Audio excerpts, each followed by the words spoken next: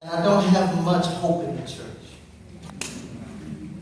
I got hope in young people. That what I've seen, what I've seen in Ferguson day in and day out, with limited to no resources, demonized by the media, betrayed by traditional civil rights organizations. A new generation of leadership emerges, right? Because what we see in Ferguson and what we see all over the country, right, is that, for instance, in Ferguson, there was no nonprofit industrial complex. There was not a lot of nonprofits, which tend to tamper social movements, right? So you get angry, and then you try to stress it in just doing an after-school program to teach the kids to read, which is important. I'm not demonizing that. I'm just saying that ain't a revolution.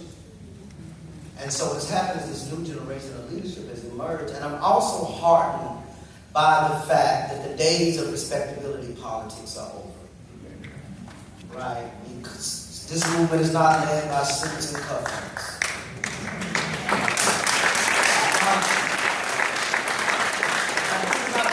That elders don't have a place, meaning that there's ways in which there needs to be the transference of generational wisdom and institutional wisdom, so young folks understand they're not the first generation of black people to catch hell, right? And so they can understand that there's a way, and there's some folks who've done this work differently than you and before you, and who have created space.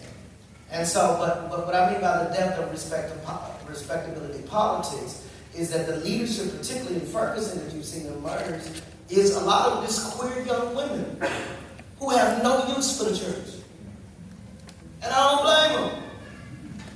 Right? I remember one time I was, I've been in the Northeast too long, right? So, I've worked for every church I've ever served been led by a woman. Every church I've ever served been queer affirming. I ran a ministry with homeless gay kids, right? And these young folks, I don't understand, but they got a whole thing, sis and her and C. I just call everybody baby. So they got the total. But let me just say this for older